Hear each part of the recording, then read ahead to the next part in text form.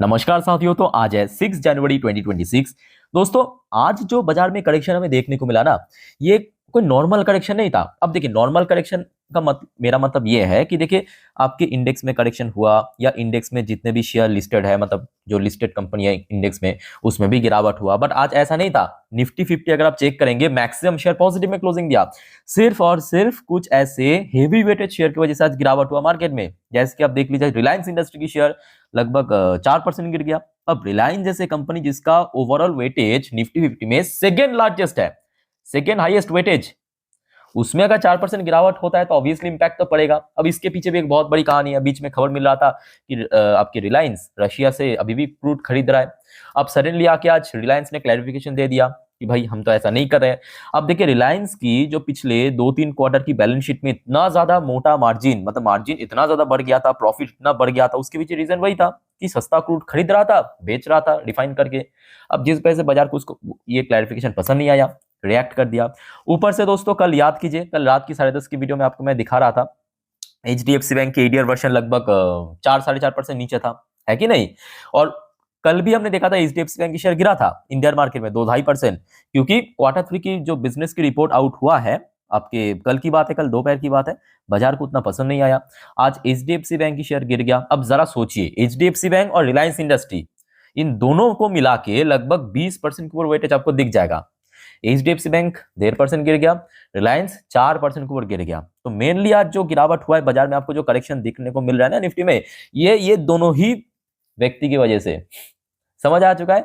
Otherwise देखिए, ये भी फैक्ट है कि आज निफ्टी की एक्सपायरी था, वीकली एक्सपायरी था, और एक्सपायरी के दिन बाजार हमेशा थोड़ा सा वीकनेसेस या कभी कभी वॉलेटाइल भी रहता है। आज बेसिकली वॉलेटाइल नहीं था, वीक ही था मार्केट, ठीक है। और निफ्टी 50 क्लोजिंग दिया है 26,175 पॉइंट पे, लगभग 0.28% गिरावट के साथ। बट मोस्ट इंपॉर्टेंटली, जो दो लेवल पे निफ्टी एक्चुअली होल्ड कर रहा था, कौन सा दो लेवल याद कीजिए, मैं आपको लास्ट डे भी कहा था, 26,200 से लेके 26,250, ये दो लेवल फाइनली टूट गया, जबकि लास्ट डे यहाँ पे स्टे कर गया था। आज ये दो लेवल ब्रेक हो गया। बट हाँ, दूसरी तरफ ये भी फैक्ट है कि आज भले ही एचडीएफसी बैंक की शेयर में गिरावट हुआ है, बट बैंक निफ्टी काफी तगड़ा मूड में था। और इसके पीछे भी कारण है। इसके पीछे कारण क्या है कि रिसेंटली जो पीएसयू बैंक, मतलब आपके पीएसयू बैंक में फॉर एग्जांपल यूको बैंक हो गया, बैंक ऑफ इंडिया हो गया, आपके पीएनबी हो गया, इनकी जो क्वार्टर 3 की बिजनेस रिपोर्ट काफी इंप्रेसिव था। अब मार्केट उसको बहुत अच्छे से एंजॉय किया। मतलब आप समझ सकते हो कि आज पीएसयू बैंक बहुत बढ़िया मूड में था as compared to private bank. अब प्राइवेट बैंक में सिर्फ एक आध बैंक में गिरावट हुआ है, अदरवाइज जैसे कि आईसीआईसी बैंक काफी बढ़िया मूड में था, एक्सिस बैंक काफी बढ़िया मूड में था, है ना। तो बैंक निफ्टी आज होल्ड कर लिया 60,000 की जो क्रूशियल लेवल, उसको होल्ड कर लिया, और क्लोजिंग भी दिया है लगभग 60,125 पॉइंट पे। इवन अगर आप देखेंगे, आज मार्केट में मैक्सिमम सेक्टर पॉजिटिव में ही था। जैसे कि मैं आपको दिखाता हूँ, देखिए एमएनसी सेक्टर हो गया पॉजिटिव में था, सीडीटीवाई सेक्टर थोड़ा वीक था, अदरवाइज मेटल सेक्टर काफी बढ़िया मूड में था। पीएसयू बैंक की बात आपको मैं कह रहा था, पीएसयू बैंक देखिए 0.59% ऊपर क्लोजिंग दिया। पीएससी सेक्टर में थोड़ा बहुत करेक्शन हुआ। पीएससी मतलब आपके सरकारी कंपनी की सेक्टर थोड़ा बहुत वीक था, बट कुछ कुछ फार्मास्यूटिकल सेक्टर काफी बढ़िया मूड में था। मीडिया सेक्टर, रियलिटी सेक्टर में हल्का फुल्का करेक्शन। सर्विस सेक्टर में आज रिकवरी हुआ। फाइनेंशियल सर्विस सेक्टर अच्छी मूड में था। CPSE sector kind of flat closing दिया। अच्छा, इसके अलावा आईटी सेक्टर भी आज पॉजिटिव में था, बिकॉज कल रात में हमने देखा था आपके यूएस मार्केट पॉजिटिव में क्लोजिंग दिया। एफएमसीजी सेक्टर ठीक ठाक था। ऑटो सेक्टर भी ठीक ठाक था। Consumption sector kind of flat था। बैंक निफ्टी आपके सामने, और एनर्जी सेक्टर में आज थोड़ा करेक्शन। अब देखिए, सिर्फ मैं कहूंगा यहाँ पे आपके एचडीएफसी बैंक, रिलायंस इंडस्ट्री की बात नहीं बन, आज बहुत सारे शेयर में तेजी भी था, बहुत सारे शेयर में गिरावट भी हुआ था। फॉर एग्जांपल आप देखिए, आपके केएनएस टेक्नोलॉजी हो गया 5% अचानक से स्लिप कर गया सेकेंड हाफ में, या डिक्सॉन की बात करें जो शुरू से ही थोड़ा बहुत वीक चल रहा था, क्लोजिंग या 3% नीचे आके। तो देखिए, इसके पीछे भी बहुत सारे कारण हैं, एक ही वीडियो में कवर नहीं कर पाएंगे दोस्तों। तो नेक्स्ट कुछ वीडियो में इस टॉपिक को हम चर्चा करेंगे, ठीक है। और दोस्तों, आगे बढ़ने से पहले आप सभी को एक छोटा सा रिक्वेस्ट करूंगा, अगर आप इस चैनल पे नए हो या तो चैनल को अभी तक सब्सक्राइब नहीं किया, तो प्लीज फटाफट सब्सक्राइब कर लीजिए, ऐसी इन्फॉर्मेटिव वीडियो हर रोज हर वक्त पाने के लिए। अब जैसे कि देखिए, बहुत सारी इंपॉर्टेंट जानकारी टॉपिक मैं आपको कल रात की, ये देखिए 12 बजे की वीडियो या रात की 10:30 वाली वीडियो में दे दिया था, ठीक वैसे आज भी आ जाएगा वीडियो, मिस मत कीजिएगा, और काइंडली फॉलो जरूर करना चैनल को, ठीक है। अच्छा, सबसे इंपॉर्टेंट क्या मालूम है, पिछले कुछ महीनों पे देखिए बाजार में गिरावट हो रहा था, एफएस लगातार सेल कर रहा था, बट एक चीज पक्का था कि भारत की इकोनॉमिकल डेटा या मैक्रो डेटा काफी स्ट्रांग चल रहा था। बट रिसेंटली देखिए इन्फ्लेशन सही है, जीडीपी सही है, बट ये जो दो डेटा है ना, जिसके थ्रू हमें पता चलता है कि भारत की जो प्राइवेट सेक्टर्स में कैसा कामकाज हो रहा है, वो डेटा थोड़ा सा वीक पड़ गया। कौन सा डेटा? पिछले हफ्ते याद कीजिए शुक्रवार के दिन भारत की मैन्युफैक्चरिंग पीएमआई डेटा आउट हुआ था, जो कि बहुत ही खराब था। पिछले आई थिंक कि 11-12 महीने की खराब परफॉर्म किया था। और आज ये देखिए दोपहर को सर्विस पीएमआई डेटा या सर्विस परचेसिंग मैनेजर इंडेक्स या पीएमआई डेटा आउट हुआ, ठीक है। प्रीवियस मंथ पे था, आपके नवंबर की बात है, 59.8, फोरकास्ट आया था 59.1, मतलब थोड़ा सा गिर सकता है। अनफॉर्चुनेटली एक्चुअल डेटा आया है 58, मतलब फोरकास्ट से भी कम, प्रीवियस मंथ से तो बहुत ही कम, ठीक है। तो मतलब इस बार भारत की, मतलब दिसंबर महीने पे भारत की मैन्युफैक्चरिंग पीएमआई भी लैग किया है, इवन सर्विस पीएमआई भी ड्रॉप हुआ है, ठीक है। तो ये जो कोर डेटा लगातार बढ़ रहा था पिछले कुछ महीनों से, वो कहीं ना कहीं थोड़ा सा इस बार लूज हो गया, ठीक है। अच्छा, उसके साथ देखिए मनी कंट्रोल की तरफ से कुछ की फैक्टर्स मेंशन किया कि जिस वजह से आज मार्केट में थोड़ा बहुत डिक्लाइन या वीकनेसेस था। कुछ कुछ मैं कहूंगा जेन्युइन तो है, कुछ कुछ नॉर्मल, मतलब फालतू से यहाँ पे मेंशन किया। जैसे कि सबसे पहला पॉइंट मेंशन किया कि profit booking on heavyweight stocks, ये एकदम जेन्युइन रीजन है, जो आपको मैं शुरू में कहा था कि देखिए आज मार्केट में जो करेक्शन था वो नॉर्मल करेक्शन नहीं था। नॉर्मल करेक्शन मतलब क्या होता है? इंडेक्स भी गिरा, मैक्सिमम शेयर उसमें जितने भी लिस्टेड कम वो भी गिरा है मैक्सिमम, ठीक है। पर जब वैसे नहीं था, निफ्टी 50 में मोस्टली शेयर पॉजिटिव में क्लोजिंग गया, सिवाय ये जो हेवीवेट स्टॉक है, मतलब एचडीएफसी बैंक, रिलायंस इंडस्ट्री, इनमें बेसिकली आज गिरावट हुआ है, ठीक है। तो ये तो जेन्युइन रीजन है। और दूसरा पॉइंट मेंशन किया कि टैरिफ कंसर्न, देखिए टैरिफ कंसर्न ये मैं कहूंगा सेकेंडरी रीजन है, क्योंकि ये सिर्फ पहली बात नहीं है। पिछले 6 महीनों पे डोनाल्ड ट्रम्प कभी कभी आके उनका, मतलब जब भारत को याद करता है तो कह देते हैं कि हम भारत को टैरिफ बढ़ाएंगे, तो ये कोई बहुत जेन्युइन रीजन नहीं है। अच्छा, तीसरा रीजन मेंशन किया कि फॉरेन फंड आउटफ्लो, मतलब आपके वही एफआईएस के द्वारा जो सेल ऑफ चल रहा है, जो कि बैक टू बैक कुछ महीनों पे हुआ था, बट इस साल में, मतलब नए साल के बाद से हमने देखा थोड़ा बहुत कम जरूर हुआ है। एक दिन इवन इनफ्लो भी हमें देखने को मिला, बट लास्ट डे गलती से हो सकता है कि थोड़ा बहुत बेच दिया। खैर देखना होगा कि आज क्या होता है। जियोपॉलिटिकल टेंशन, ये तो एक ऑब्वियसली जेन्युइन रीजन है, बट देखिए ये भी फैक्ट है कि वेनेजुएला के साथ देखिए भारत को उतना ज्यादा भी ट्रेड नहीं होता। इवन भारत की बात नहीं है, वेनेजुएला के साथ बाकी बहुत सारे देशों के उतना भी ज्यादा आपके ट्रेड, एक्सपोर्ट इंपोर्ट बहुत ही कम होता है, मिनिमम लेवल, तो इसका कोई बहुत बड़ा इम्पैक्ट तो पड़ने वाला नहीं था।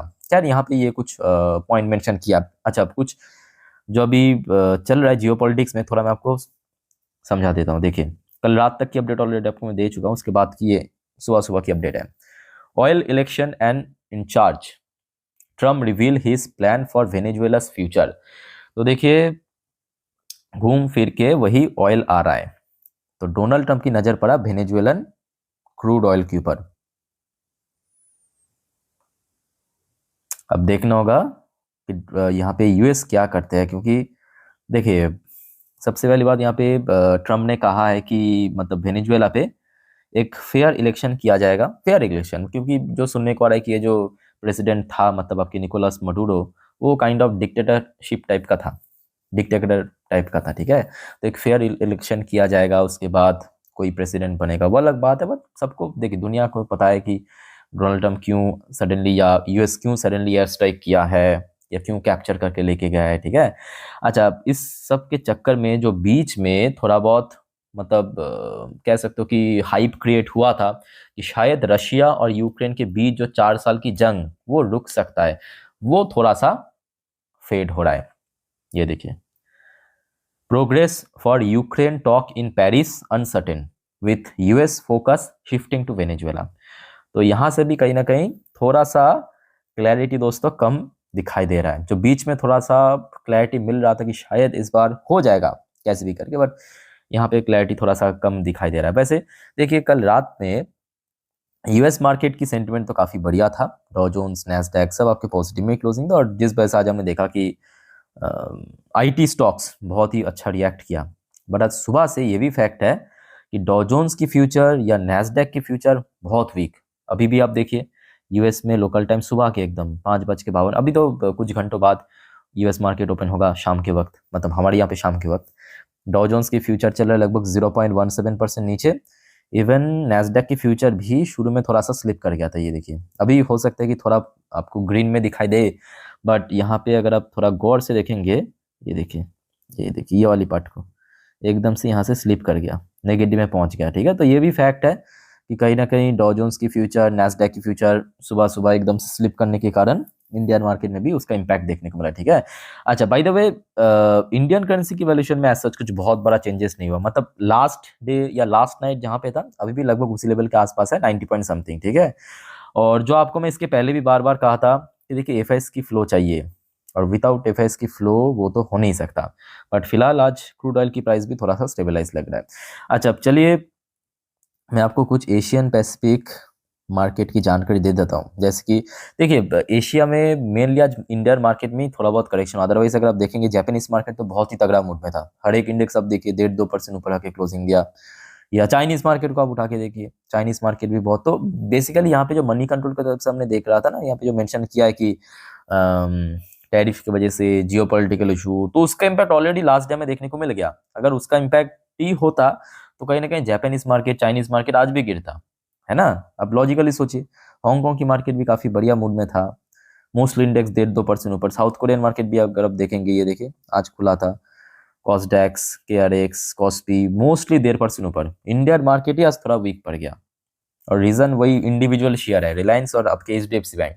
अदरवाइज बाकी शेयर पॉजिटिव में था। ताइवानिश मार्केट भी आज बढ़िया था, ऑस्ट्रेलियन मार्केट आज थोड़ा वीक था। इवन हाँ, ये खजरा भी आज रिकवर किया है। न्यूजीलैंड के मार्केट भी रिकवर किया। मलेशियन मार्केट आज थोड़ा वीक था।